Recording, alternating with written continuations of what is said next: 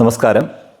ഞാൻ Bobby Paul, MSM higher secondary school Chandanathoppu Chathanalam സ്കൂളിലെ അധ്യാപകനായിട്ട് വർക്ക് ചെയ്യുന്നു. ലഹരി ഉപയോഗത്തിൻ്റെ അപകടങ്ങളും അത് വ്യക്തിക്കും കുടുംബത്തിനും സമൂഹത്തിനും ഉണ്ടാകുന്ന ബുദ്ധിമുട്ടുകളെക്കുറിച്ചും നിയമപരമായ പ്രത്യാഘാതങ്ങളെക്കുറിച്ചുമുള്ള ഒരു ബോധവൽക്കരണ സന്ദേശമാണ് ഞാൻ നൽകാൻ ഉദ്ദേശിക്കുന്നത്. പലപ്പോഴും കുട്ടികളാണ് കൂടുതലായും ഇങ്ങനെയുള്ള സാഹചര്യങ്ങളിൽ എത്തപ്പെടുകയും പൊതുജന ശ്രദ്ധയിലേക്ക് നമ്മളെ ആകർഷിക്കുകയും ഒക്കെ ചെയ്യുന്നത്.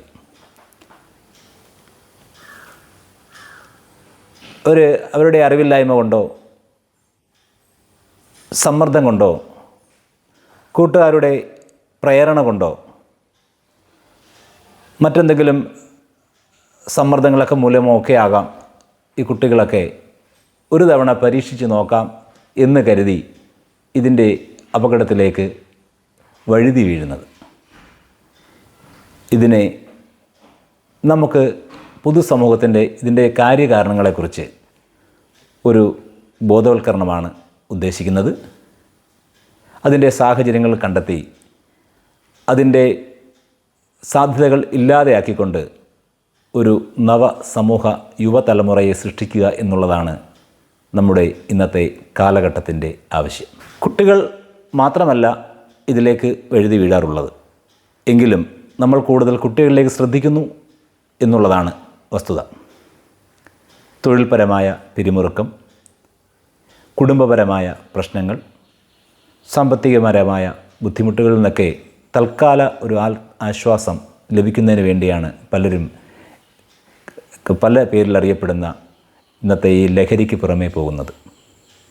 ഇപ്പോൾ വളരെ സാധാരണക്കാർ പോലും കേൾക്കുകയും വായിക്കുകയും ചർച്ച ചെയ്യുകയും ചെയ്യുന്ന വിഷയത്തെക്കുറിച്ച് കൂടുതലായി നമ്മൾ മനസ്സിലാക്കുകയും നമ്മുടെ സമൂഹത്തെ, നമ്മുടെ അയൽപ്പക്കത്തെ, നമ്മുടെ ചുറ്റുപാടിനെയൊക്കെ നമുക്ക് ഒന്ന് ശ്രദ്ധിച്ചാൽ, ഒരു ശ്രദ്ധ നൽകിയാൽ, ഒരു ഇടപെടലുകൾ നടത്തിയാൽ നമുക്കതിലൂടെ വലിയ മാറ്റങ്ങൾ ഉണ്ടാക്കുവാൻ കഴിയും എന്ന പ്രതീക്ഷയോടുകൂടി തന്നെ ഞാൻ അതിൻ്റെ കാര്യങ്ങളിലേക്ക് കടക്കട്ടെ. ഒരു വട്ടം പരീക്ഷിച്ച് നോക്കിയാൽ അതിൻ്റെ ഫലമറിയുവാൻ വേണ്ടി ഒരുപാട് കുട്ടികൾ ഇതിൻ്റെ വലയിൽ അകപ്പെടാറുണ്ട്. അവയൊക്കെ ഈ ദുരന്തത്തിൻ്റെ ആദ്യ പടിയായി തീരുകയാണ് സംഭവിക്കുക.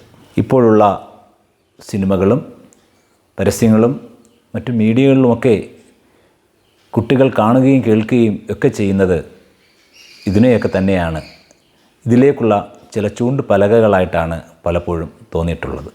ചില ഗ്ലാമർ പരിവേഷങ്ങൾ പരസ്യങ്ങളിലൂടെയും സിനിമകളിലൂടെയൊക്കെ ലഭിക്കുന്നത് കുട്ടികൾ ഒരുമിച്ച് കൂടുമ്പോൾ ഇതാണ് അതിൻ്റെ സന്തോഷം, ഇതിലൂടെയാണ് നമുക്കൊരു സന്തോഷം ലഭിക്കുക എന്നുള്ള തെറ്റിദ്ധാരണ പുതിയ തലമുറയിൽ കൂടിക്കൂടി വരുന്നു.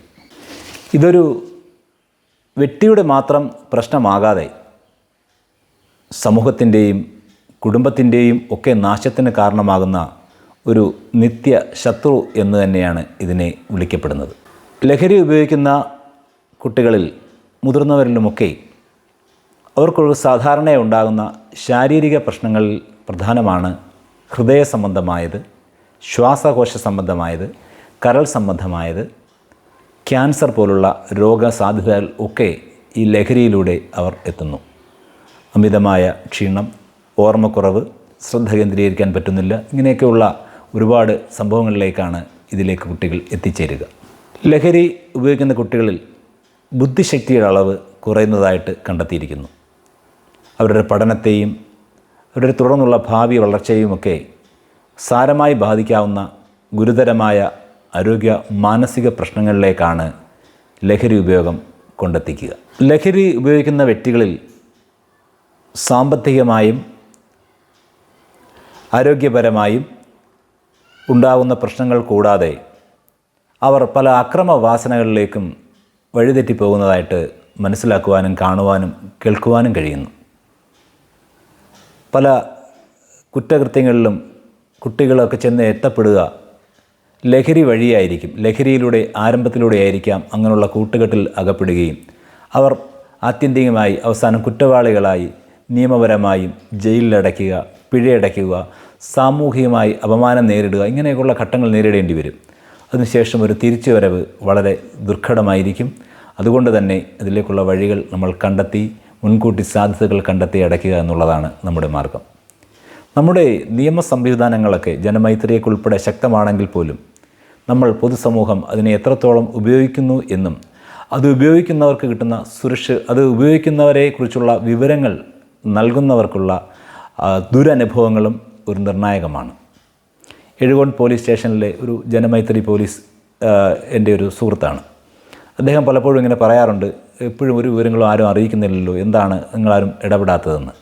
നമ്മൾ പലപ്പോഴും അറിയിക്കണമെന്ന് ആഗ്രഹിക്കുമ്പോഴും ഇതെല്ലാം നമുക്ക് അറിയുന്നവരും വേണ്ടപ്പെട്ടവരൊക്കെ ആകുമ്പോൾ, നമ്മുടെ നാട്ടിലുമൊക്കെയുള്ള ചില ഒറ്റപ്പെട്ട സംഭവങ്ങളൊക്കെ ഉണ്ടാകുമ്പോൾ നമ്മൾ പലപ്പോഴും തെറ്റ് തന്നെയാണ് എന്നറിഞ്ഞുകൊണ്ടും അറിയിക്കാൻ മടിക്കാറുമുണ്ട്. അതൊക്കെ ഈ കുറ്റകൃത്യത്തിലേക്കുള്ള ചൂണ്ടുപലകകളാണ്, കുറ്റകൃത്യങ്ങളെ പ്രോത്സാഹിപ്പിക്കലാണ്. സാധാരണക്കാരായാലും എല്ലാവരും, അറിവ് വിദ്യാഭ്യാസമുള്ളവരും ഇല്ലാത്തവരും എല്ലാവരും ഇതുപോലെയുള്ള പോലീസ്, എക്സൈസിൻ്റെ, ജനമൈത്രി പോലെയുള്ള സംവിധാനങ്ങളെ വാർഡ് മെമ്പർ അതുപോലെയുള്ള ഒരു സമിതികളിലേക്ക് ചർച്ച ചെയ്യുകയും അവിടെ അതിന് കൃത്യമായൊരു വിലയിരുത്തലും ഉപദേശവും ഒക്കെ നൽകേണ്ട മുതിർന്നവർ അതിൽ ഇടപെടുകയും അവർക്ക് വേണ്ടുന്ന തല്ലും തലോടലും എന്നാണ് അതിന് പറയുക. ചിലയിടത്ത് നമ്മുടെ കുട്ടികളെയൊക്കെ നമ്മൾ തല്ലുകയും തലോടലും അതോട് സ്നേഹത്തോടും കൂടി പറയുമ്പോൾ സമൂഹത്തിൽ മാറ്റം വരും എന്ന് തന്നെയാണ് എൻ്റെ ഇത്രയും നാളത്തെ അനുഭവത്തിൽ നിന്നും എനിക്ക് പറയുവാൻ കഴിയുന്നത്. ലഹരി ഉപയോഗത്തെക്കുറിച്ച് പറഞ്ഞപ്പോഴും ലഹരി ഉപയോഗം ഒഴിവാക്കാനുള്ള മാർഗങ്ങളും കൂടി നമ്മൾ ചർച്ച ചെയ്യേണ്ടിയിരിക്കുന്നു. ചിലയിടത്ത് നമ്മൾ നോ, ഇല്ല എന്ന് പറയുവാനുള്ള ശക്തമായ ഒരു മനോബലം നമുക്ക് ഉണ്ടാക്കിയെടുക്കുക പ്രധാനമാണ്. കൂട്ടുകാരോടൊത്ത് കൂടുമ്പോഴൊക്കെ ഒരു തവണ നോക്കാം, ഒരു തവണ പരീക്ഷ നോക്കാം എന്നൊക്കെ പലരും പറയുമ്പോഴും അവിടെ സ്നേഹപൂർവ്വമോ ശക്തമായോ ഒക്കെ നമുക്ക് അവരോട് നോ പറയുവാൻ നമുക്ക് കഴിയണം. അതുപോലെ തന്നെ പ്രധാനമാണ് നല്ല കൂട്ടുകാരെയും നല്ല ചുറ്റുപാടുകളെയും കണ്ടെത്തുക എന്ന് പറയുന്നത്. നമ്മൾക്ക് ധാരാളം ലെഷർ ടൈമൊക്കെ കിട്ടുമ്പോൾ നമ്മൾ പല കൂട്ടുകെട്ടിലും സൗഹൃദങ്ങളിലുമൊക്കെ സമയം ചെലവാക്കുമ്പോൾ അവർ നമുക്ക് ചേരുന്നവരാണോ, അവരോട് ചേർന്നാൽ നമുക്ക് മറ്റ് ബുദ്ധിമുട്ടുകളുണ്ടാകുമോ, അവർ നല്ല അന്തരീക്ഷത്തിലുള്ളവരാണോ, നല്ല സാമൂഹികമായ ആരോഗ്യപരമായ അന്തരീക്ഷത്തിലുള്ളവരാണോ എന്നൊക്കെ കുട്ടികൾ സെലക്ഷനിൽ അവരുടെ കൂട്ടുകാരെ സെലക്ട് ചെയ്യുന്നതിലൊക്കെ നമ്മൾ ശ്രദ്ധിക്കണം.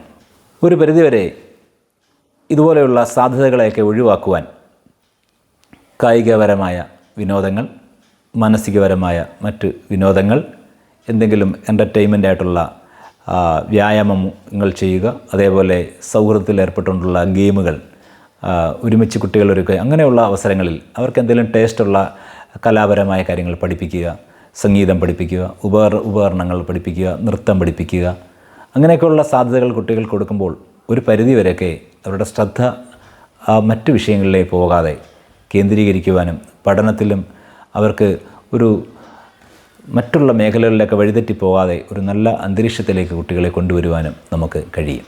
സമൂഹത്തിൽ പഞ്ചായത്ത് തലത്തിലും വാർഡ് തലത്തിലും പ്രാദേശിക തലത്തിലുമൊക്കെ ബോധവൽക്കരണ സെമിനാറുകളും ബോധവൽക്കരണ ക്ലാസ്സുകളുമൊക്കെ എക്സസൈസ് ഡിപ്പാർട്ട്മെൻറ്റിൻ്റെയും സ്കൂളുകളുടെയും സമീപത്തെ സ്കൂളുകളുടെയും വില്ലേജിൻ്റെയൊക്കെ അണ്ടറിൽ തന്നെ സംഘടിപ്പിക്കുകയും അതുവഴി ലഹരിയിലേക്ക് വഴുതി വീഴുന്നവരെ നമുക്ക് തടയുകയും ചെയ്യാം. അതുപോലെ തന്നെ ലഹരി വിമുക്തി കേന്ദ്രങ്ങൾ, കൗൺസിലിംഗ് സ്ഥാപനങ്ങൾ ഇവയുടെയൊക്കെ പ്രയോജനപ്പെടുത്തുക, ഇവരുടെയൊക്കെ സേവനം നിങ്ങൾ പ്രയോജനപ്പെടുത്തുക. സൈക്കോളജി, സൈക്യാട്രി എന്നീ വിഭാഗങ്ങളിലുമൊക്കെ ധാരാളം കുട്ടികൾ ഇന്നത്തെ കാലത്ത് കൗൺസിലിംഗ് തേടാറുണ്ട്. അതൊന്നും ഒരു തെറ്റല്ല. അങ്ങനെയുള്ള സാഹചര്യങ്ങളിൽ എത്തപ്പെടുന്ന കുട്ടികളെ എത്രയും പെട്ടെന്ന് അങ്ങനെയുള്ള കൗൺസിലിങ്ങിൽ നൽകുകയും അവരെ ജീവിതത്തിലേക്ക് തിരിച്ചു കൊണ്ടുവരികയും അവരുടെ ഭാവി സുരക്ഷിതമാക്കുകയും ചെയ്യുക എന്നുള്ളതാണ് ഏറ്റവും പ്രധാനം. ഞാൻ വിദ്യാഭ്യാസ മേഖലയിൽ 20 വർഷം പൂർത്തീകരിച്ച അധ്യാപകനായി തൊഴിൽ പൂർത്തീകരിച്ച ഒരു വ്യക്തിയാണ്. എൻ്റെ അനുഭവത്തിൽ ഓരോ ഘട്ടവും വളരെ വ്യത്യസ്തമായിട്ടാണ് അധ്യാപന രീതികൾ മാറിയിട്ടുള്ളത്. അതിൽ ഏറ്റവും പ്രധാനപ്പെട്ടൊരു കാര്യമാണ് ഇപ്പോഴൊക്കെ കോടതിയുടെ നിരീക്ഷണത്തിലും അഭിപ്രായമൊക്കെ വന്നു കഴിഞ്ഞു, അധ്യാപകർ വടിയെടുക്കണോ വടിയെടുക്കണ്ടയോ എന്നുള്ള ചില ചിന്തകൾ. ഞങ്ങളുടെയൊക്കെ ചെറുപ്പകാലത്ത് ഞങ്ങളൊക്കെ നല്ല അധ്യാപകരുടെ ഒരുപാട് തല്ലും തലോടലും നേരിട്ടവരാണ്. ആ അധ്യാപകരെയൊക്കെ ഇപ്പോൾ കാണുമ്പോൾ കൂടുതൽ അടി തന്ന അധ്യാപകരെ കൂടുതൽ ബഹുമാനത്തോടെയാണ് അവരും അതേപോലെ നമ്മളെ തിരിച്ചും സ്നേഹിക്കുന്നു. അന്നത്തെ കാലത്ത് അതൊന്നും ഒരു കുറ്റമോ കുറവോ ഒരു പരാതിയോ ആരും പറയാറില്ല. കൂടുതൽ അടി കിട്ടിയവർ കൂടുതൽ നന്നായി എന്നാണ് എനിക്ക് തോന്നിയിട്ടുള്ളത്. എങ്കിലും ഇന്നത്തെ സമൂഹത്തെ ചില ചർച്ചകൾ, ചില രക്ഷിതാക്കളുടെയൊക്കെ ചില ഇടപെടലുകളൊക്കെ കുട്ടികളുടെ അവരുടെ പെരുമാറ്റത്തെയും അവരുടെ ഇടപെടലുകളെയും അവരുടെ സ്വഭാവ വൈകല്യങ്ങളെയുമൊക്കെ ചിലപ്പോൾ ചെറിയ ശിക്ഷണങ്ങളിൽ കൂടി തിരുത്തപ്പെടുമ്പോൾ അവിടെ ആ കുട്ടിക്ക് ഒരു പോസിറ്റീവായ രീതിയിലായിരിക്കും അതിനെ നേരിടേണ്ടത്. അവിടെ അധ്യാപകനെ കുറ്റക്കാരനായും ജയിലിലും കോടതിയിലും പോലീസ് സ്റ്റേഷനിലും കയറേണ്ടി വരുന്നൊരു അധ്യാപകന് കുട്ടികളുടെ മുന്നിൽ എത്രത്തോളം സത്യസന്ധമായി ആത്മാർത്ഥമായി ഇടപെടാൻ കഴിയും എന്നുള്ളത് വളരെ ചിന്തിക്കേണ്ട ഒന്നാണ്. കുട്ടികളെ നമ്മൾ ചിലപ്പോൾ ചില കുട്ടികൾക്ക് പഠിക്കുന്നതിന് അധ്യാപകൻ്റെ ചെറിയൊരു ഭയം കൂടി അതിൻ്റെ കൂടെ ഉണ്ടാകുമ്പോൾ അടി കിട്ടും, ഒരു വടിയെടുത്തൊരു കൊച്ചു തല്ല് കൊടുക്കുമ്പോൾ ആ പഠിക്കും എന്നൊരു തോന്നൽ കൂടി കുട്ടിക്ക് ഉള്ള അങ്ങനെ ചില കുട്ടികളുണ്ട്. അല്ലാതെ തന്നെ പഠിക്കുന്ന കുട്ടികളും ഉണ്ടാകും. കൂടുതൽ പേരും നല്ല കുട്ടികൾ തന്നെയായിട്ടാണ് എൻ്റെ അനുഭവത്തിൽ എനിക്ക് പറയാനുള്ളത്. പഠനത്തിലുമൊക്കെ വടിയെടുക്കാതെ തന്നെ പഠിക്കുന്ന കുട്ടികളാണ് കൂടുതലുമുള്ളത്. എങ്കിലും ചിലയിടത്തൊക്കെ നമ്മൾ അവരുടെ പ്രധാനമായിട്ടും സ്വഭാവ രൂപീകരണത്തിൽ ചിലപ്പോൾ കുട്ടികൾ തമ്മിൽ അക്രമവാസന ഉണ്ടാകാറുണ്ട്. മറ്റുള്ള നശിപ്പിക്കുന്ന പ്രവണതയുള്ള കുട്ടികളുണ്ട്. അവർക്കൊക്കെ ഒരു അടിയോ ഒക്കെ കൊടുക്കുമ്പോൾ അത് മറ്റുള്ള കുട്ടികൾക്ക് കൂടി ഒരു ബോധവൽക്കരണമാണ്. അങ്ങനെ ചെയ്താൽ തല്ല് കിട്ടും എന്ന്. എന്നാൽ തല്ല് കിട്ടിയത് കൊണ്ട് ഒരാളും ഇന്നേ നശിച്ചു പോയതായിട്ട് എൻ്റെ അനുഭവത്തിലില്ല. പ്രത്യേകിച്ച് ഇപ്പോഴത്തെ കോടതിയുടെ നിരീക്ഷണങ്ങളും ഇടപെടലുകളും ശ്രദ്ധേയമാണ്. കുട്ടികളുടെ ഭാവിക്ക് വേണ്ടി അധ്യാപകർ വടിയെടുക്കുന്നതിൽ അത് ആരോഗ്യപരമായ രീതിയിലായിരിക്കണമെന്നുള്ളതേ ഉള്ളൂ. ഒരു തെറ്റും ഞാൻ കാണുന്നില്ല. അതുമായിട്ട് ബന്ധപ്പെട്ട് ഒരു പരാതികളും എൻ്റെ ജീവിതത്തിലും എനിക്ക് നേരിടേണ്ടി വന്നിട്ടില്ല. പക്ഷേ വാർത്താമാധ്യമങ്ങളിൽ ചില വാർത്തകളെ കേൾക്കുമ്പോൾ പലപ്പോഴും പല അധ്യാപകരും ഇതിന് മടിക്കുന്നു.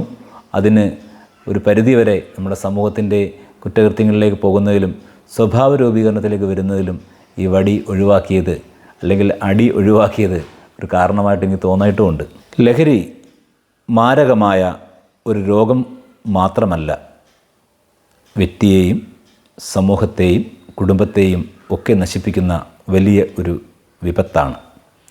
ഇന്നുള്ള തിരിച്ചറിവിൽ അതിനെ ലഹരിക്കെതിരെയുള്ള ഒരു പോരാട്ടമായി തന്നെ ഈ സമൂഹവും വിദ്യാർത്ഥികളും അധ്യാപകരും പൊതുജനവും എല്ലാവരും ഒരുമിച്ച് ചേർന്ന് സർക്കാർ സംവിധാനങ്ങളോടുകൂടെ സഹായത്തോடு തന്നെ ഇതിനെതിരെയുള്ള ഒരു പടയുദ്ധം തന്നെ നമുക്ക് നയിക്കുവാൻ കഴിയട്ടെ. എല്ലാവർക്കും എല്ലാവിധമായ ആശംസകളും നേർന്നുകൊണ്ട് നിർത്തുന്നു. നന്ദി.